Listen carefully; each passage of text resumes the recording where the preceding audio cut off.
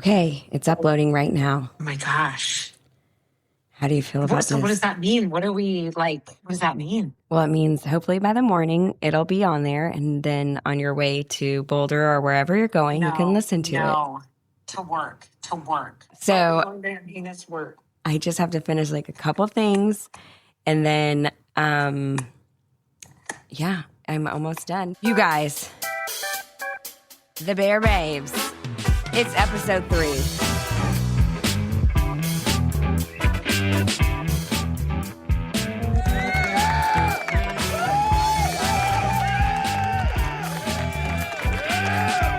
I have to be honest, I think the applause in this canned music, it's kind of growing on me. I don't know that I have the time to kind of figure out what would come next after that. It's my vibe. I'm into it. I've done it 4 million times at this point, and I kind of like it.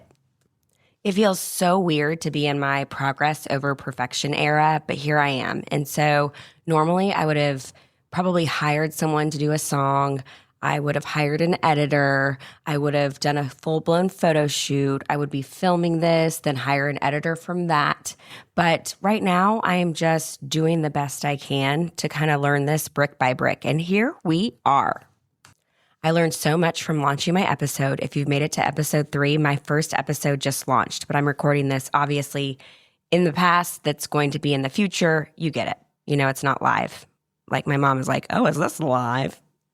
So I launched last night. It was kind of lackluster. I just put it out there. I've been talking about this so much, and my friends are invested, and my best friend of all time is like, when's the pod coming out? When's the pod coming out? Now, she has a very different life journey, yet we have come together. We call each other Mild and Wild, and she was a big proponent. She's always, really quick to tell me that you kind of messed up, but she's always a big fan of my wild hair ideas. One point right before COVID, I wanted to open up a workout studio in Pueblo, and I wanted to write a book, and then I was going to go on tour. We have these bright ideas that kind of get away from us. We like to imagine things, and she's always my hype girl, yet from a type A organized, she must have Virgo in her chart. She is a Pisces, but she has to have Virgo somewhere in there. She's very regimented, routine, likes organization, doesn't overindulge. She's really a perfect human, if I have to admit something about my best friend. Do you know how hard it is to be friends with a perfect human? It's almost impossible because they always have it all together and I always have it all falling apart. But I think we can inspire each other to live in the middle. She's always a big hype girl and will tell me, oh, I think this is the best idea ever that you could ever do. I feel it. Yes. And I'm going to be a flight attendant and travel the world. And the next thing you know, we're going to have houses globally. We're really going to do this. And she's like, yes, I feel it. And then she can also sense when like things are going downhill. And it's a really hard time for her because she's like, do I hype her up more? Or do I tell her there's warning signs all over, girl, that this has kind of gone awry? The other day we were talking and I was like, it must have been really hard to be my friend. And she said, It was almost impossible. So that's her at the beginning of the podcast. And I called her right when it was about to be published because really in the first of the year, she's like, podcast, where's your podcast? And I was like, you need to slow your roll. My kid caught a baseball to the eye. I have the flu. There's a freeze coming. I don't know when a hurricane is coming. And also it's Tuesday and I can't be bothered if the wind blows the wrong direction. So just calm it on down. And she did. She stopped texting me every day and went to more like every 3 days. And then I still crashed out. And then she went to once a week and then kind of was doing once a month. At a certain point, she lost faith that this was actually happening. So then she recruited people and was like, my brother is really excited to hear your podcast. And I was like, your brother doesn't care what I'm doing right now, okay? She's basically like, the Trader Joe's person wants to hear your podcast. And I'm like, I don't know Jeanette. I don't know her. She's not excited. You're lying about this. And just, if you could just stop and I can just take another 400 days to get this podcast launched. And I will. Just stop being such a boss bee. And that's what she does in her real life job is encourage people to stay on track. And I can't imagine doing that job. But she does it well because here we are 4 months after I said I would do it. And here we are at the podcast. But I did call her and now we just kind of sat on the phone and normally we can yap for days. And then we were just wondering, okay, so now what? What do we do? I don't know what we do. I thought I should have some reel of me popping open champagne. If you go back to episode 1, I talk about kind of what the 4 years have done to my physical appearance. And I really oscillate between the Crypt Keeper, Mama June, and feeling like I could go out in public.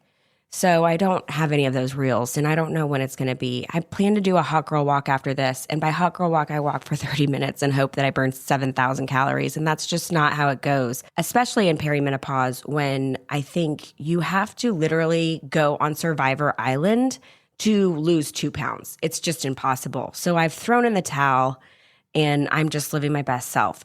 It's just going to take my brain to adjust to what it's seeing in the mirror, even though it's been happening for a good 9 months. Though this perimenopause weight did come on rapidly fast, I'll tell you that. And then with it, just my skin, I had good skin. And then all of a sudden, it's just like, whoa, jump scare when I look in the mirror, you know? If you don't know, you will know. So what I wanted to warn the future generations, the younger version of myself, is, hey, little Claire, you only have so many F's to give in your lifetime. So please be courteous and really budget them. Don't spend 2 days planning what glittery belt to wear over a dress in 2007, because you're going to need those F's to give when you look like the Crypt Keeper and have zero energy at 45, okay? That's just a warning to any future Claires out there. Just, budget the things that you're caring about, and really maybe set some boundaries.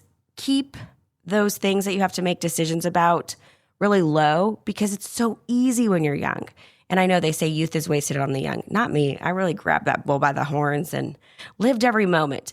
I wish I would have maybe budgeted along the way so that I could go on vacation when I'm 45, or even just get out of bed and go on a longer walk than maybe 30 minutes, 15 if I'm being truthful. And if I'm also being truthful, I only do that walk once every 7 to 10 days. But I'm working on it. I'm a work in progress. That's all life is a work in progress, just like this podcast. Honestly, living my life, the Hot Mess Express, I can't imagine if you were a supporter here for a long time. I think that might even be harder than actually living through the things that I've lived through. And even my boss, she hates to be called my boss, but she's my boss, okay? She's like, I think she just even gave up on asking if this was ever going to get done, or anything that I've ever told her that I would get done for her business, because it's just, I run on my own timeline. But if you've made it through the first 2 episodes and you're here on episode 3, welcome. And thank you for supporting me. You're likely not a friend of mine in real life, because at that point you would have been like, this is a little cringe to watch you work through your growing pains, or you're a hater. And I want to welcome that too. Anything that's going to drive those downloads up, I'm here for. So honestly, if you're a friend or a family member or a boss, I love you. The only bosses that have been able to roll with me are boy moms, and I now know why, because I think I would be impossible to manage, even be friends with or support. And to those that are still here, way far down into the journey, thank you, and only the strong survive. Give yourself, oh, you know what? We can do this. Give yourself an applause. I love that. If I had like a genie lamp, one of my wishes would be to have like a full-blown audio sound effects / soundtrack to my life playing at all times. You wake up and in the mornings that you're feeling a little gloom, it would be a Gracie Abrams song. Or if you're feeling yourself, it would be like, I need $1. Okay, sorry, the singing again. I'm really working on that. Give me at least like 1 free ticket per episode. But if you're still here, I want to give you a thank you sincerely from the bottom of my heart. When I launched, all of the sweet messages and the support and people saying it wasn't cringe, even though I know it was cringe, I really, really appreciate you tuning in and supporting this vision of mine and seeing where it takes us. But for now, I'm doing low and slow budget. I really, truly believe that the internet is craving authenticity and not AI, so we're just doing real raw cuts. And that is a unique feeling for me, because I really like to have my ducks in a row. I like to have a plan A, B, C, D, E, all the way to Z, because if you know me, you know my life's a disaster. So if I don't have those backup plans, I can be up a creek without a paddle. And if you're getting a little bored, what I learned from the first episode is you should play a drinking game and drink every time I say, yeah, no. I mean, that was annoying. But like I said, I have no technological skills. I learned what I learned, and I'm just trying to go for it. So I don't even really know how to edit that out. I don't know how to move pieces around. I'm just talking into a microphone, and when I kind of slur my speech, I kind of start over, and I am able to figure out how to edit that out. But that even sounded choppy a couple of times in the first episode. And we're just rolling with it. Progress over perfection, that's my new term, so that I can make headway along the way. Rome wasn't built in a day, Beyonce wasn't built in a day, and this podcast was certainly not built in one day, and not even 1 week, 1 month. It's taken a little while for this learning curve to kick in, After I launched the show, I posted on social media, and I've been really bad about posting on social media because I'm trying to learn how to do a podcast, and I'm only one person, and I haven't figured out how technology works and AI. But I posted on social media, and then I listened to the podcast. Well, I listened to 12 minutes because that's all I could get through. It wasn't good. It was really tough for me to listen to that, which is weird because I edited it, but then when I played it in my car, I felt so uncomfortable. So if you did make it through that full first episode, God bless you. And after I birthed this big project into the world, I was sitting on Instagram scrolling, waiting for people to yes, Queen. Even though I didn't feel deserving of yes, Queen. So as I'm scrolling, waiting for the likes and the validation, which I shouldn't be, but I am, I'm just going to admit it, I came across one of my friend's stories. Her name's Michelle, and we met maybe 13, 14 years ago, and she has been a huge supporter of mine, and we have been in connection back and forth over the years. They live kind of outside of Nashville. She also has her own podcast called Work Harder, like with a heart, Mama. And I believe she has a podcast with her husband. And she was really helpful when I had this idea in November and I was simmering on it. And she told me, hey, start here, which I'm so thankful for. And I was even a guest on her podcast. I need to find the episode and put it on the socials so that you can go see how awkward I was on someone else's podcast. So after we did that tangent, I came across her stories. And basically, she was in the middle of a car wash. She says that car wash. I love people that say wash. Something about it gets on my nerves, but I also love. You know that feeling? So she was sitting in the car wash and she was saying, I just had this epiphany that we are on this journey. And it doesn't matter where you're driving. If you're driving to the car wash, if you're driving to Yosemite National Park, if you're driving to the mall, if you're driving to Walgreens, somebody is always going to be in our way. And yet somebody will always be alongside us. And it's our responsibility to take note of that and gather a community within ourselves and be aware that everyone's on their own journey doing their own thing. What this has to do with the price of tea in China and what I'm saying on this podcast, I kind of don't know, but it felt right in the moment. Yeah, I did this, but I had things in my way, but I still accomplished it, I think I had a point here and I'm not sure what it was, but I did post on social media. I did ask people, I was like, tell me about the first time you tried something. Because as somebody that's been kind of in arts, you'll notice the first time you do something that is meant for you, you'll feel this spark and you'll get really interested. But then you go through this phase of I'm new at this. I don't know anything. Even if it's riding a bike and you love riding bikes, no one got on a bike and was Lance Armstrong. So feeling kind of cringe about my first episode, I take it to the socials. I know I just explained the dichotomy with the socials, but here we are. And I said, tell me about the first time you tried something and how it got better from there. And because I don't have brand deals just yet, I am going to tell you about my friends' businesses. So if you're in the Houston area or abroad, I think she travels. I always see on her story, she's in some fabulous Tyra Banks style warehouse doing real fancy models makeup. So she's kind of a big deal. But her name is Beauty by Chrisley, Christ L-Y. So go and follow her. She told me this crazy story, which I don't think I have the permission to tell you, but here we are. And the first wedding that she ever did makeup for, she burned the bride's forehead. And now she does weddings every weekend. She's doing models. I told you she's in these big warehouses doing fabulous makeup. And now she's on her way to having a big box store. I mean, this is huge, y'all. And if you go and follow her, she's not some big influencer, but she's going to tell you drugstore options and big name, what you should be spending your money on. I had been teasing my hair and watching people tease hair for 44 years, and she showed me the best tip of my life the last photo shoot I did with her. So I highly recommend going and supporting her and cheering her on to get her big box store, because I can tell you she operates with major integrity. She is super kind, salt of the earth person, and somebody that I definitely would want to buy makeup from. Like she's not selling her integrity. She's not trying to make money. She's trying to live out her passion. And I think the world needs more people like that. Don't you? Should we do the applause button again? Here, let me turn it up. I love that button. I can't tell you, I just love it. I love these stories. And I have faith that one day I'll get to look back on these first few episodes and be like, ugh, wow, I really did not know what I was doing. And I've done that many a times in my life, be it fitness or photography or any art form that requires heart and strength and passion. I am just so excited that one day I can look back on these episodes and think of the person who started and how much courage and strength it took and the growth that I've seen along the way by just staying consistent. And consistency has a different meaning as a 45-year-old middle-aged white woman because, again, I grew up playing the Oregon Trail and I don't know about this AI mumbo jumbo. So if you see me out there churning butter, mind your business.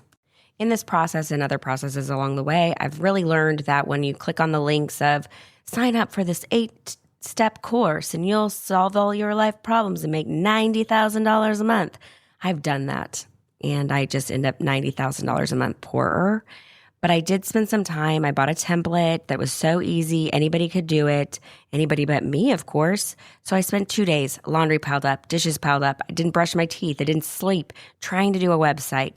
If you go to clairebear.com, you're going to see the fruits of my labor. I then got on Fiverr and said, I need help, which again, pat on the back to me because normally I would be like, who does Skims website? I'm going to hire them for $8 million and finance my life away. But no, I got on Fiverr. And if you go to clairebear.com, you will see where it started and you won't see where it's going. It's very confusing. It's half done. I hit publish too soon. I don't know how to unpublish it. That's kind of where we're at. When I got on Fiverr, hired this guy. He had great reviews. His name's Tim E. You'll hear me talk about Tim E. That's his real name. He told me it would be done 7 days, and that was 70 days ago. So let's see what happens with old Tim E. I also talked to my friends, and they were like, I've never known a podcast to have a website, and I don't go to websites. I go to apps. I go to my music playing app, and I live my best life. So don't go to the website right now. I'll tell you when it's good to go and you can peruse around. So my goals for the future are to look back on this and be like, wow, what a young baby chick she started as, and look where she is now. Wow. The fire, the passion. And hopefully that does come true and I'm not laying down head first into my lawn with my couch on the front porch. But little by little, hopefully Tim E comes through or I'll go another direction. We'll have a website that you can go to. I'm hopefully having merch. The song right now, as I mentioned, I think I might stick with it for a little while. And if you know how to write a song and record it and tell me how to edit it into my podcast, let me know. Because I'm still not of the level of like layering in sound effects and fading in and out. So it's going to sound a little choppy. Bear with me, badunch.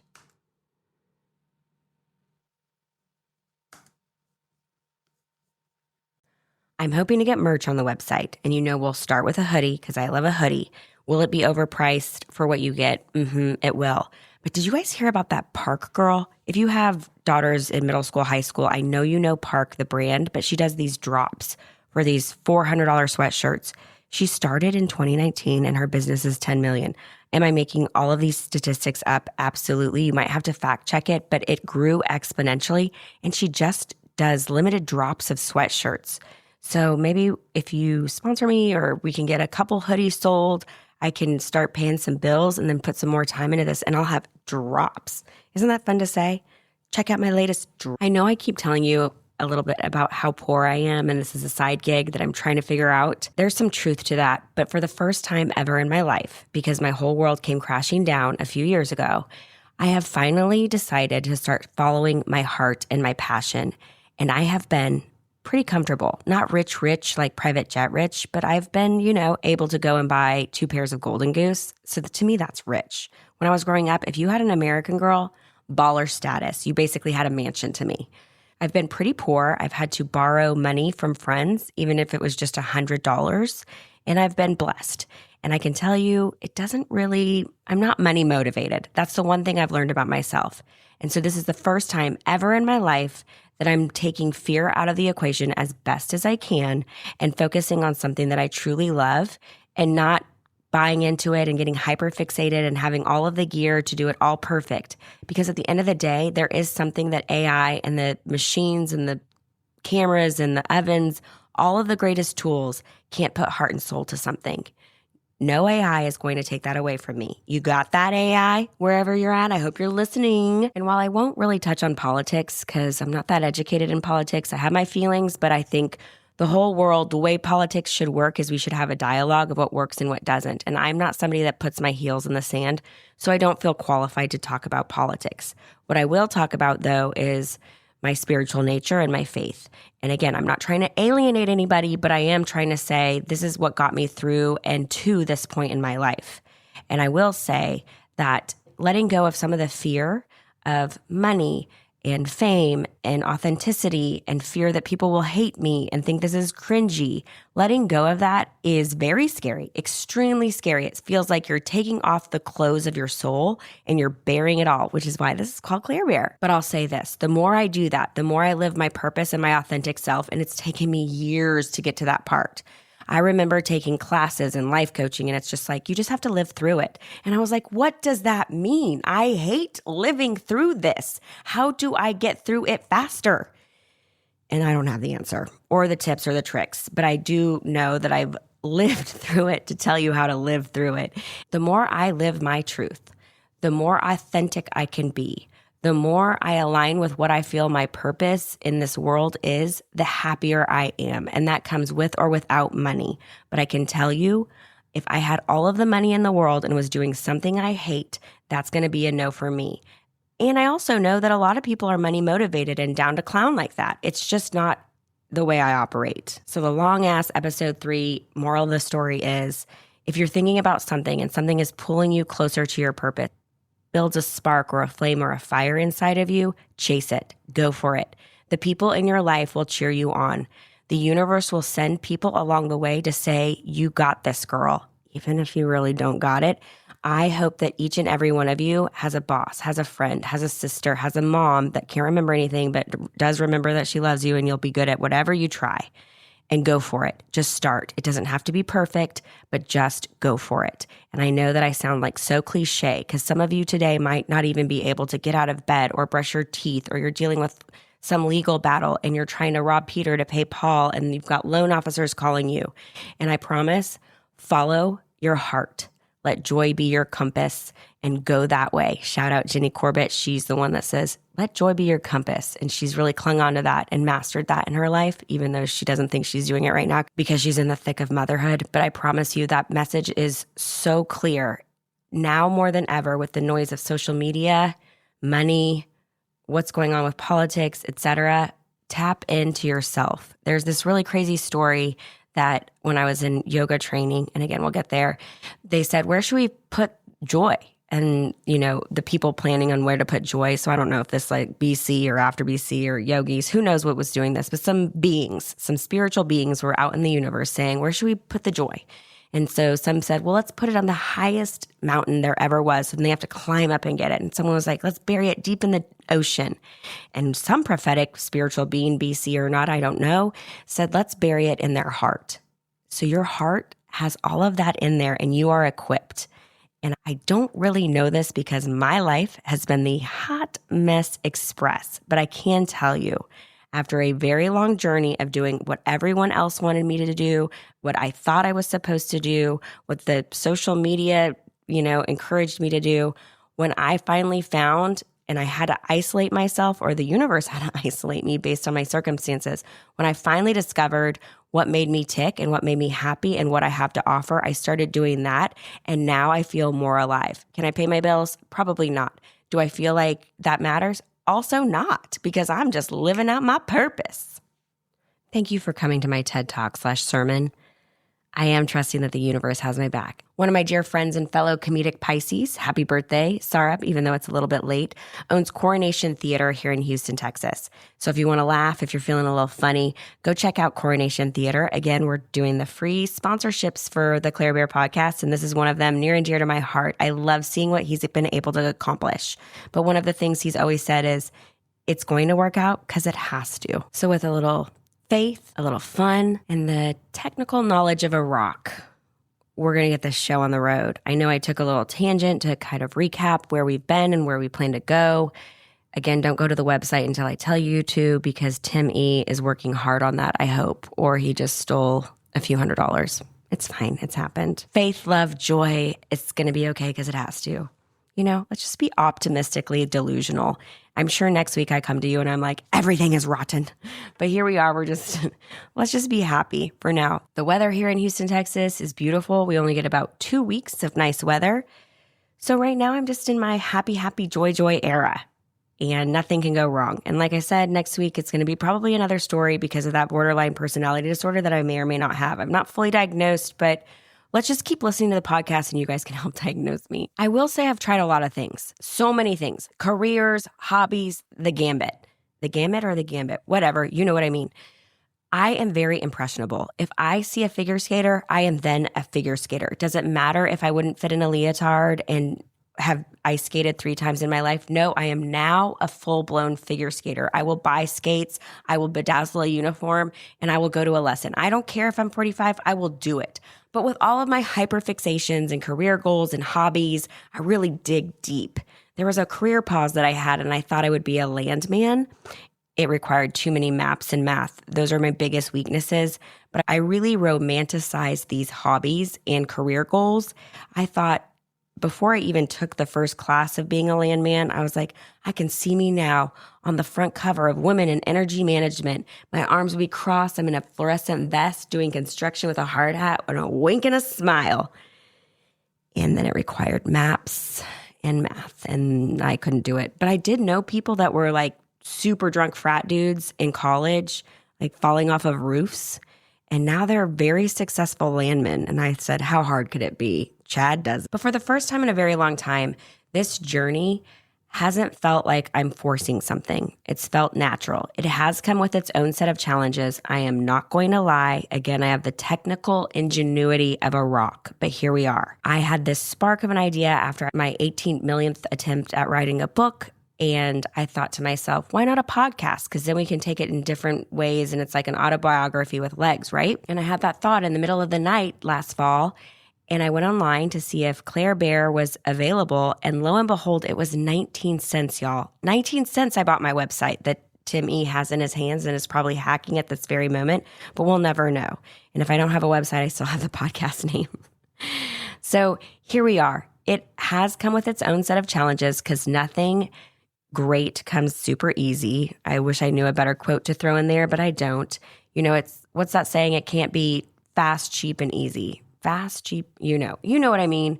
There are certain things that you have to sacrifice one of those quadrants for the other. And this has been a lot of blood, sweat, and tears, but it's almost felt worth it in the end. Whereas the other ones, it's like, oh, you're not going to be a figure skater.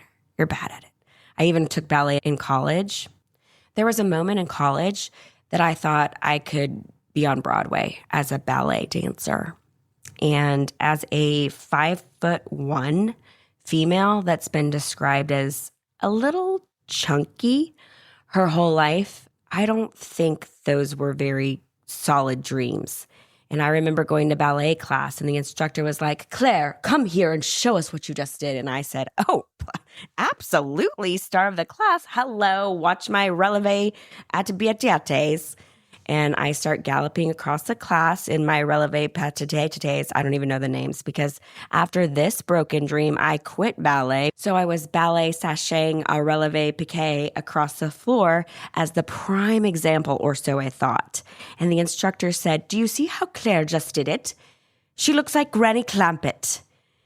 And that is when my ballet dreams were crushed and I skipped class on that one. I might have just got like, you completed this class. And that's when I gave up on ballet. I think that was the nicest way somebody could tell me this is not for you. And he did it by saying that I was going to be the model citizen. Well, he didn't really preface the whole demonstration part by saying that, but he did ask me to come forward and show everyone what I was doing. And then he used that as the example of the thing not to do. Safe to say I don't have a future in ballet. I never did. Somebody should have told me that. We're going to get to a very illustrated story of me trying to play basketball. Again, pipe dream, never going to happen. Genetically not possible. But the podcast, I feel like it's kind of pushed me in the direction that I need to go. It's been hard. It's been a lot of work, but I feel successful even when I feel cringeworthy. And I've used an entire 30 minutes of a podcast to tell you everything and nothing all at the same time, which I've covered in the first 2 episodes. But again, I'm learning, I'm growing, we're doing the thing. And if nothing else, I hope this encourages you to put down this podcast, if you haven't already, and go live out your passion. Even if it's for a little bit, even if it doesn't pay the bills, start somewhere, start today. Now, will I be saying the same thing in 2 weeks when it's 105 degrees and my brain is melting in Houston, Texas? No. So take this delusional, optimistic attitude and the vibes I'm putting out in the universe, grab a hold of them, encapsulate everything that you can in your personal spring that it's not melting your brain, and go live out those dreams, bear babes.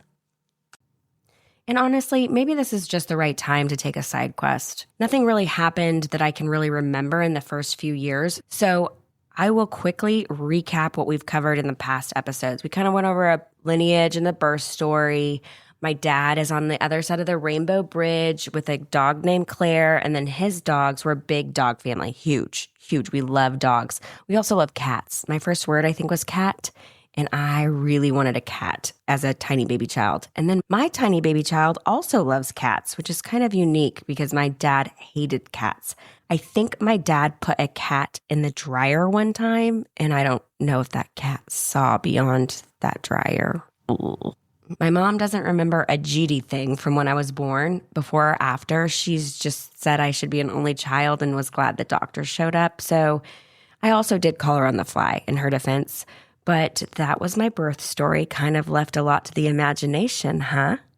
And the things that it didn't leave to the imagination, we don't want to talk about again. But one thing I forgot to mention in the last episode is the other names, the alternative names that they were thinking for me was Elaine or Blair. They must have had some flair for a Claire or a Blair. Sorry, I'm not a rapper, but Elaine, wouldn't have that been weird? That doesn't fit with my life. I would probably be a rocket scientist if I was Elaine. I don't know where I would have been or ended up in life if I was named Elaine, but I think it would have been something more elevated as to where I am now. I will also say, guess who else is from Pueblo, Colorado, y'all? Taylor Frankie Paul. Oddly enough, our stories have a lot of similarities. I don't know if that's something to brag about or not, but I am TFP. And if you watch Secret Lives of Mormon Wives, that's a mouthful, you'll notice everyone's jealous of her, as they should be. She's the one that brings the most excitement, okay? So as much as people knock Pueblo, we breed resilient, crazy mofos. So shout out to Pueblo. May we love it and hate it, and may it be elevated and not have a funeral home that keeps dead bodies, which we'll get to that story down the road. But yeah, TFP for life, Pueblo, Colorado. I think we should have a statue of her right on the Riverwalk, Crazy Girls Unite. Not that she's crazy. I think she was pushed to crazy, but so was I. I also know that there was a mustard gas near Pueblo at some point. We'll have to fact check this, but it released some sort of gases, and somebody was called with a special government unit to remove those gases. I wonder if those got to our brains, and all the crazy girls from the 719 have a class action lawsuit waiting to happen. I don't know. Should we start it? Should we not? I don't know. I love Pueblo. Love and hate it. It's a small community, but a big community. Everyone's cousins except me. It's very weird, but I love where I'm from. I don't think I could live there any longer, but I'm proud to say that Taylor Frankie Paul grew up there until she was 15. Now, a lot of Puebloans are mixed reviews on claiming the TFP, but I'm going to because I like her, and I think she literally made Mom Talk what it was with her dances. And nobody would have been interested in Mom Talk if it didn't have a weird spin of the swinger vibe and all of that. So we love you, Taylor Frankie Paul. Come on the podcast when you're ready to resurface, because I'm here and I kind of know what you've been through. So that we can get into some of the juicy stories, I'm going to fly by the first couple of years because, to be honest, I don't remember a whole lot of them. I can tell you what I kind of remember. It's kind of a fever dream, a little fuzzy. Does anybody remember when they got their first memory?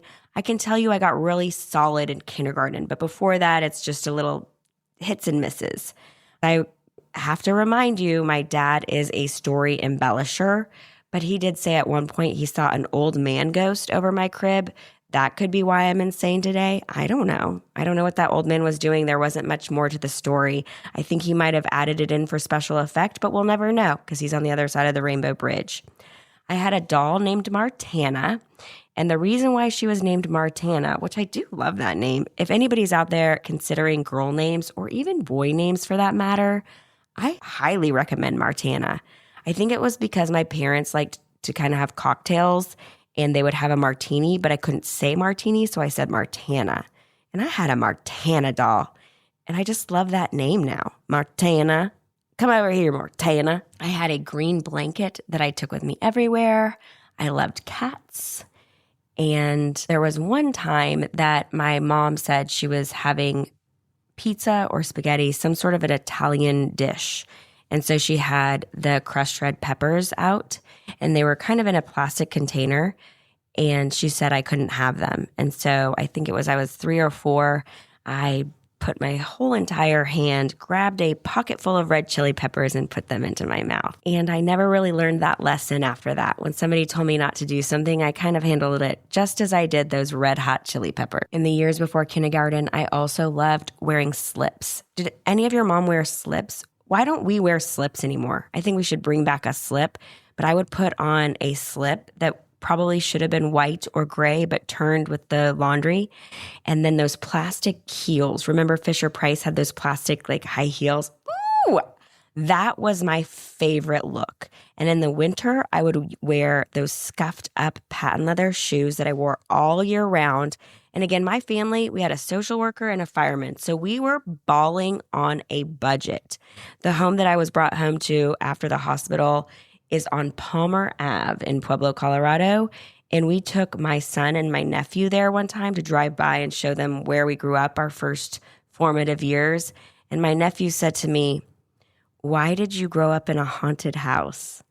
I think it was the color that they chose. Back in the day, it was like a green and white, very cute, bohemian vibe. And now it's a little run down. And by a little, I mean a lot, maybe some cars on the front lawn, and it's several shades of brown. So in my nephew's defense, it does look like a haunted house, but many memories at 1108 Palmer. And you know, in early parenting, you still have a little burst of energy. So my mom had me, and then 18 months later had my sister. And she had built a little hippie community. The babysitter that we had where we ate bee pollen and goat's cheese and weird yogurts lived around the corner. I would go to daycare there at that house. And then my mom also had some other hippie friends that lived in a mountain town outside of Pueblo. And I think she met them through having me, and this woman was my birth coach. But they had migrated from New Jersey and landed in Pueblo, Colorado, and they had a family, and they were close with the babysitter family.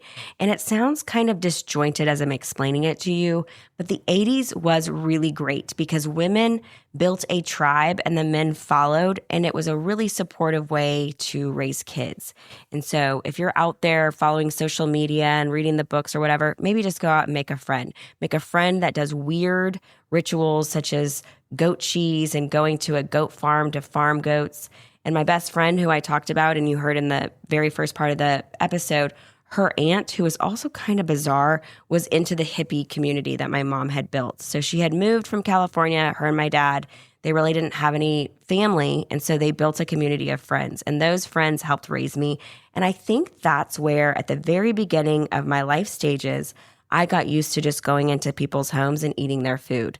That will be a definite theme in my life. I love just making myself at home. When somebody says, "Oh, make yourself at home," I will get into that kitchen. I will sample everything, every single leftover. I will rate it. I will tell them. I will find a room in that place, and I will make myself at home. So forewarning, if you ever invite me over, know that I might not leave, okay? I learned that early on when my family didn't have family nearby, and so we created our own family. And I went to this daycare, and it was more like my home away from home. It was my family. And we did some of the most fun things. I do think we took it was kind of like the daycare van, but we piled all in. And it wasn't what you think of a daycare van. It was more in the 80s, you know, those big giant rectangles that now you are scared if you drive up next to, somebody will come out the ladder and snipe you. It was that, but it was brown. I think maybe had some mountain tape on the side. It was fabulous. And I do think I put that in reverse at one time, and I brought all of the daycare kids in and pretended that I was a bus driver. This theme of me romanticizing my life and thinking that I should do something that I shouldn't comes up often, and it's not always good, but it creates great stories. So if you stick around, we'll have more of those to share. And can I get a little applause sound effect from my own self, who's the producer of this show? Absolutely, Claire. Here you go.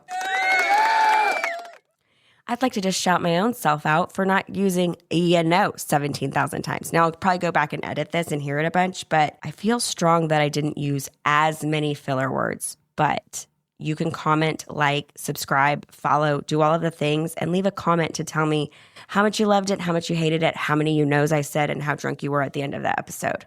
Okay, so for real, I know that I teased it at the end of episode 2, but now that I've done a flyby version and a TED Talk of motivation and happiness and spiritual awareness and positivity, next episode, we're going to dive in to when I start kindergarten. Yep, the formative elementary education years.